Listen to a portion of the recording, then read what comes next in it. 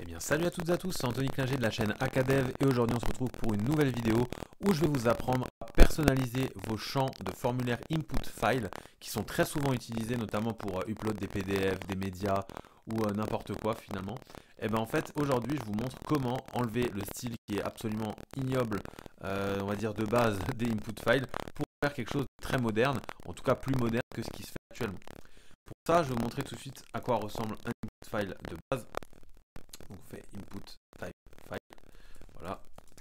Et là voilà à quoi ça ressemble.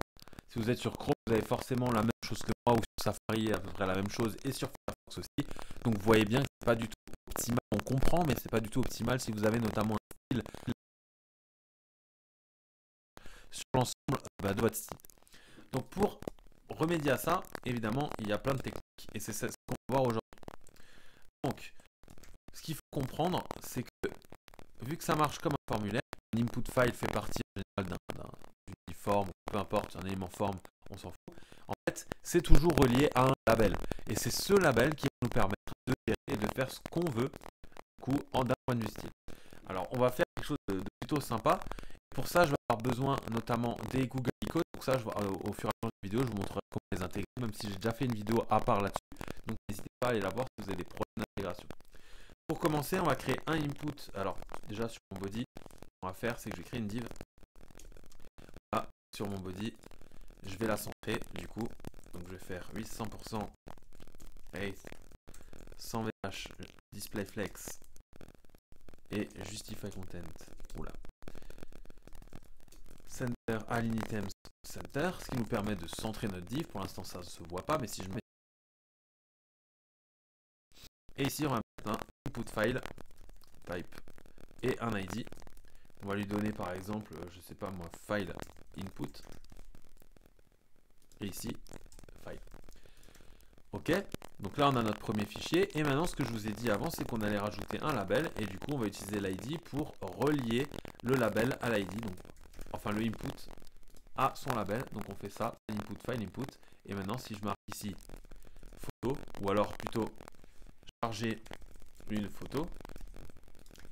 Et bien si je clique sur charger une photo, ça m'ouvre bien ma fenêtre pour pouvoir choisir un fichier. Donc c'est là en fait, c'est grâce à cette fonctionnalité qu'on va pouvoir faire exactement ce qu'on veut. Alors, un petit souci qu'on réglera, je vous rassure tout de suite, au fur et à mesure de la vidéo, c'est que évidemment lorsqu'on vous choisissez un fichier ici, vous avez son nom qui apparaît ici. Là, en utilisant cette méthode-là, de base, ça ne va pas le faire. Mais je vais vous montrer très rapidement en 3 lignes de JavaScript comment on arrive à obtenir quelque chose de correct. Donc voilà, maintenant qu'on a ça, on va aller dans le style.css où j'ai juste importé pour l'instant une Google Font et mis les marges à 0. Sur mon input file déjà, on va sélectionner input type file et on va lui mettre en none, comme ça il ne fait plus partie esthétiquement de la page, mais si je clique sur charger une photo, ça fonctionne toujours. Et maintenant on va déclarer du coup un style là-dessus. Donc en fait tout notre style va se trouver dans le label. Donc c'est ici qu'on va pouvoir mettre par exemple, je sais pas moi, un icône, de mettre du texte, de mettre tout ce que vous voulez et d'afficher évidemment le nom du fichier. Donc moi dans un premier temps, ce que je vous conseille de faire, c'est de mettre un icône, ensuite une explication, par exemple charger une photo, et en dessous, un rappel du nom du fichier. Ok? Donc pour ça, on va d'abord importer les Google Icons. Donc pour importer les Google Icons, vous avez plusieurs possibilités. Soit vous avez vous avez du temps et du coup vous installez totalement la librairie, la fonte de Google directement dans votre projet et ça vous permettra également de gagner du temps en PageSpeed. J'ai d'ailleurs déjà fait une vidéo à ce sujet-là. Soit vous faites comme moi et vous le faites, on va dire moyennement bien, et vous n'optimisez pas forcément vos performances et vous importez directement à partir d'un CDN votre feuille de style, voilà, pour pouvoir utiliser directement les Google Icons par ici. Donc voilà, on va aller dans Google Icons, je vais passer en mode sombre, ça se verra peut-être un peu mieux sur votre écran. On va sélectionner ici Material Icons et on va décocher Outlined. Maintenant par exemple pour charger, on peut taper déjà Input. Et là, normalement, vous avez déjà pas mal de choses. Peut-être qu'il y a quelque chose qui va vous parler ici. Moi, je vais chercher peut-être plutôt dans Upload. Voilà, pour moi, ça ressemble plus à ça ou alors à ça lorsqu'on veut importer quelque chose. Moi, je vais utiliser le petit nuage parce que c'est un peu plus actuel, on va dire. Vous copiez ce span, vous le mettez là. Moi, j'aime bien tout mettre sur une ligne pour éviter d'avoir des soucis. Vous enlevez -outlined parce qu'on n'en a pas besoin. Vous rafraîchissez et là, pour l'instant, vous avez déjà un petit icône. Et quand je clique dessus, on a toujours la fonctionnalité qui s'ouvre. Donc voilà, très bien. Maintenant, deuxième chose, on va vouloir ajouter un span, par exemple ici, où on va taper charger un média. Voilà, on l'utilisera juste après.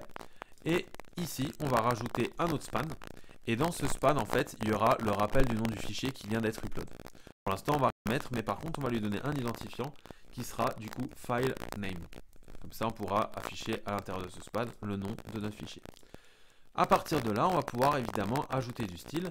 Donc pour ça, moi je vais aller déjà sur mon matériel icône. J'en ai qu'un, donc je peux utiliser cette... ou même, vous savez quoi, on va faire encore autre chose pour faire mieux. On va appeler ça icône. Voilà. Je ferme juste la porte. Voilà. Et une fois que vous avez mis votre icône, en fait, on va pouvoir jouer du coup sur le style. Alors l'icône, on va le laisser tel quel pour l'instant. Ou on va peut-être même un tout petit peu l'agrandir. Allez, on va lui mettre une font size de 30 pixels. Voir ce que ça donne. Tac, 40. Alors qu'est-ce qui se passe? J'ai mal appelé. Classe, matériel icône. Ouais, ça devrait fonctionner. Qu'est-ce qui se passe? Ah, j'ai peut-être pas relié la feuille de style correctement. Si. Alors, qu'est-ce qu'on a ici? Point icône, font size 48. Ah oui, bah oui. Faut que je mette en important, bien sûr, puisque la feuille de style est importée après par la suite. Donc voilà, on va faire voilà de cette style, ça devrait être ok. On va ensuite mettre ici une classe qu'on va appeler label par exemple. Vous l'appelez comme vous voulez. Moi je vais mettre un display block dessus pour qu'il passe à la ligne. On va d'ailleurs centrer notre label qui est bon, pour l'instant on n'a qu'un label, on n'en gardera qu'un de toute façon, donc on peut utiliser l'élément label. On va faire un texte à ligne center. Voilà. Pareil sur le labeleur, texte à ligne center. On va regarder maintenant ce qui se passe ici. Alors on a notre div, c'est bien. On a notre file input qui est en texte à ligne center. Évidemment, il faut le déclarer en display block. Voilà. Sinon, ça marche pas. Et voilà pour l'instant ce qu'on a. Alors, on va utiliser bien évidemment la font family qu'on avait utilisée ici, qu'on souhaite. Moi, j'ai apporté font family inter, donc je vais utiliser inter. Voilà, vous voyez que c'est une police qui est plutôt sympa, qui est plutôt moderne. On peut mettre une couleur, on peut mettre ce qu'on veut derrière, vous faites comme vous voulez. Moi, pour l'instant, je ne vais pas forcément le faire. Ici, vous pouvez mettre un fond, par exemple, en AAA. Un petit fond gris. Bon, c'est pas très beau, on va mettre plutôt quelque chose de plus clair. Là, ça se voit pas du tout, donc on va mettre du F2, F2, F2. Voilà. On va rajouter une taille là-dessus. Donc, on va lui mettre, par exemple, je sais pas moi, 300 pixels. Comme ça, on a une bonne taille. Et un padding au-dessus, en dessous de 20 pixels. Comme ça, on a tout qui est plus ou moins propre. Ok. Maintenant, on va pouvoir également rajouter un petit border radius, histoire d'être juste bien. Et on a déjà un input qui est fonctionnel. Maintenant, comme je l'ai dit avant, lorsque vous allez upload un fichier, on va aller chercher un média au pif. On va aller sur Google, images, on va taper éléphant par exemple. Voilà, on va prendre, je sais pas moi, celui-là. Voilà, qui doit être, oh, il est assez grand. Moi, je veux quelque chose d'assez petit si possible. Voilà, ça a l'air d'être assez petit. Ouais, 480 par 480. On le... Et maintenant, le problème, c'est que quand je vais l'importer, celui-ci, vous voyez que je ne sais pas s'il est importé ou pas. Donc déjà, première chose à faire, ça va être d'afficher d'un point de vue textuel si ça a bien marché ou pas. Pour ça, on ouvre deux balises script. Et là, on va venir chercher d'abord le file input. Donc, document.query selector de file input. On va aller chercher l'endroit dans lequel on va vouloir marquer du coup que ça a bien marché. Donc, on va faire file name est égal à document.query selector file name, c'est aussi un ID. Voilà. Sauf que du coup, là, au lieu de faire juste ça, on va bien évidemment créer un event listener. Donc sur le file input, on va faire file input.add event listener. En premier argument, on va choisir change pour dire que lorsque l'état du coup de ce input va changer, on aimerait effectuer une fonction. Donc on déclare cette fonction juste après. Et là-dedans, on va venir chercher. On va créer une const files qui est égale à file input.files. Donc pour récupérer le fichier. virgule. Et là, il y a deux possibilités. Soit le fichier est vide, soit le fichier existe. Et il y a plus que 0 kilooctets. Pour faire ça, déjà, vous allez faire if files.length supérieur à 0. Ça nous permet de vérifier la première condition. On peut déjà mettre le else juste après. Voilà. Et ici, dans file name, on va pouvoir déclarer, du coup, on va chercher le nom de notre fichier avec la méthode files. Vous mettez le 0 parce que c'est le premier fichier qu'on va aller chercher le nom name.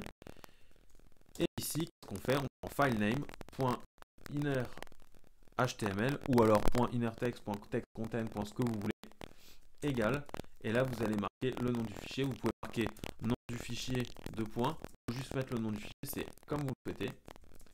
Donc, moi, je vais mettre file name ici. Alors, le désavantage, c'est que là, j'ai mis deux fois les mêmes trucs. Je vais capter, donc je vais mettre élément ici et je vais rajouter élément ici. Voilà, puisque sinon, j'avais les mêmes noms pour ma constante ici et ma constante ici, ce qui n'est pas forcément l'optimal. Et vous l'avez compris, s'il n'y a rien, dans le else, on fait la même chose, sauf qu'ici, on va marquer que du coup, voilà, aucun fichier sélectionné. Et là, normalement, si je rafraîchis et que je fais la même chose qu'avant, lorsque je vais utiliser mon élément, vous voyez que j'ai mon nouveau span qui prend en compte du coup le nom du fichier. Donc là, vous l'avez compris, vous pouvez faire encore pas mal de choses, notamment changer l'icône par exemple, changer la couleur de fond lorsqu'un fichier upload. Donc pour faire ça, c'est très simple. Au moment où vous allez du coup changer le nom du fichier, ici on peut également chercher par exemple l'icône. Const icône est égal à document.querySelector. Et là, vous cherchez l'icône. Voilà. Et à la place de mettre cloud upload par exemple, sur cette icône, juste ici, on va faire icône.innerHTML est égal. Et là, on va aller chercher un autre icône qu'on aura du coup utilisé. Exactement, c'est ce qu'il nous faudrait. Et on va juste lui passer cloud done. Ce qui veut dire que là, quand je rafraîchis, j'ai pas de média, j'upload un média. Et là, lorsqu'il est bien upload, c'est bien le down qui s'est mis. Évidemment, vous pouvez rajouter du style sur la file name. Là, c'est pas très beau, encore une fois. Hein. Voilà, vous pouvez mettre un font weight par exemple un peu plus important, comme du 700. Remettre un display block, un petit margin top, ne fait jamais de mal, de 5 pixels. Voilà, et ce qui fait que là maintenant, quand on va aller chercher un fichier, on a bien le nom de fichier qui apparaît, ça qui change. Et vous pouvez par exemple tout passer au vert lorsque tout est OK. Pour tout passer au vert lorsque tout est OK, c'est très simple, vous utilisez un peu la même méthode que ce qu'on vient de faire là, sauf qu'au lieu de changer du contenu HTML, vous allez changer une classe par exemple. Donc là, pareil, vous pouvez également prendre le label qui est ici, lui mettre une classe ou le chercher par son élément, et lui faire un class list add ou remove suivant dans quel état vous êtes, avec une classe spécifique qui va venir changer les couleurs, les fonds de size, enfin bref, tout ce que vous voulez.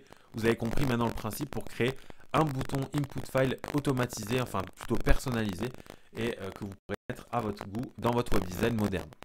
Donc voilà, j'espère que cette vidéo vous a plu, qu'elle vous a été utile comme d'habitude. Si ça vous a plu, n'hésitez pas à laisser un pouce bleu et à vous abonner à la chaîne. Laissez également un commentaire si vous avez envie de voir d'autres vidéos de ce type et notamment avec d'autres sujets, s'il y a des sujets spécifiques que j'ai pas encore traités sur la chaîne qui vous intéressent.